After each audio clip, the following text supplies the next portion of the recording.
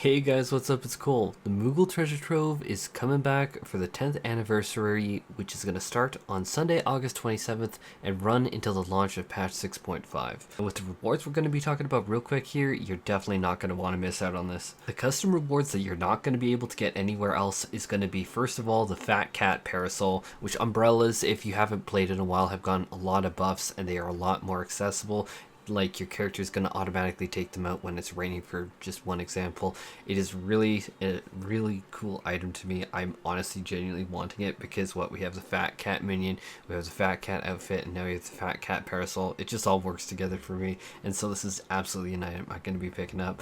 The next exclusive item is going to be the 10-year anniversary framers kit, which you can see that we're getting a little bit of a preview of at the very top with the icons. I'm going to show bit of it on the screen right now. From there, we're looking at modern aesthetics both ways, which is already something that existed in the game. I should say that all these other items have existed in some form or another, some acquisition method or one other in game for quite a while now. But modern aesthetics both ways is something that you can definitely pick up if it's a hairstyle you want, or alternatively sell it. After that, you got samurai barding, which is really hit or miss. It's going to be either your style or not. Maybe you could sell it.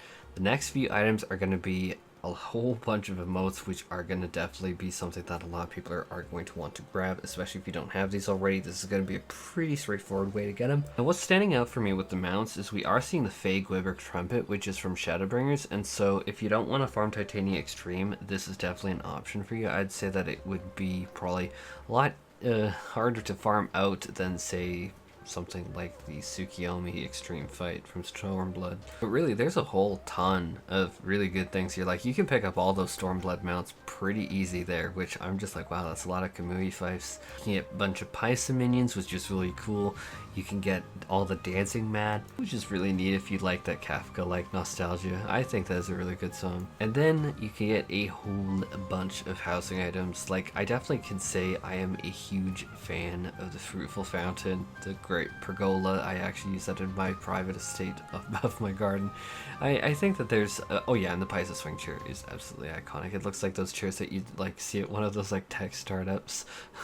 It's funny. Like, honestly, overall for the rewards, I really don't have anything to complain about. Oh yeah, and you can get the Fat Cat minion. So I think that this is a pretty healthy reward suite. I think that this is definitely something worth your time to check into. Now let's talk about the methods to get them. So you get 14 Tomestones from doing a bunch of the Alliance raids, Euphrosyne, Tower of Paradigm's Breach, Orbon Monastery, Dunscaith, or alternatively doing the Dungeon, the Praetorium. If you're looking to catch up on Euphrosyne gear and really get ready for the next installment of the current expansion raid series, I think that this would be good to double dip in. Like, if you want to pick up some glam, get some Tomestones, I think that's pretty good at 14 per. Most time efficient? No, probably not, but pretty good still. Same with Aglaya, Puppet's Bunker.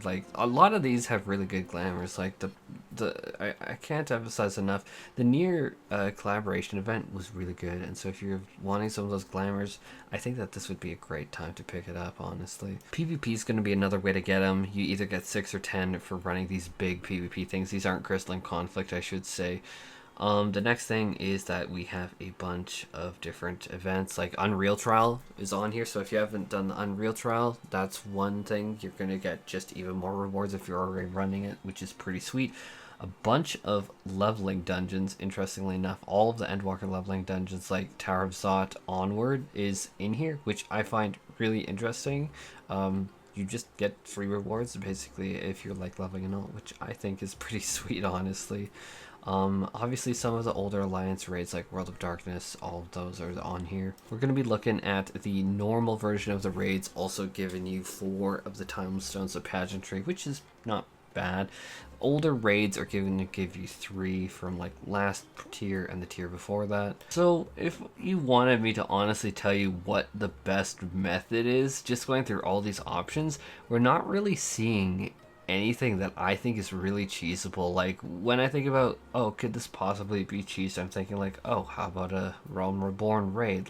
If we got a Coil of Bahamut raid, take in a Blue Mage and see what you can do with that, or maybe a earlier dungeon. But we're not really seeing anything that's really super duper sticking out in general. I'm sure someone might be like, oh, couldn't you cheese Castrum, or couldn't you cheese Praetorium, which unfortunately you can't, because like they have those unskippable cutscenes, right? And then a lot of the other things are like alliance raids, like, oh, maybe you could take a bunch of blue maids into Dune's Gate. I think organizing that would be a nightmare, if I'm super honest. Or like the Weeping City of Mach with like blue mages, you could probably blow that up, but organizing that would be like, oof. I'll revisit it later just because I'm trying to get the information, just because this is like hot news that just got out. I'm trying to disseminate the information, but I'm right now thinking that the best ways to do it is these PvP modes. Note that this isn't Crystalline Conflict, so things like the Hidden Gorge, Onslaught Hakir, the Fields of Glory, and Seal Rock, I'm really leaning into those areas, unless you're trying to farm out, say, Alliance Raid Clear, like I mentioned before. But I'll do that update video at a later date when I'm actually like pretty confident. Right now I'm kind of,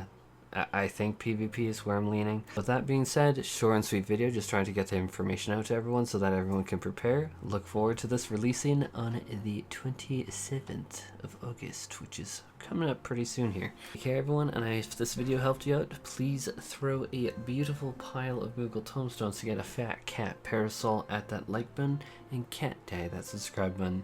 Take care everyone, I hope you have a great day.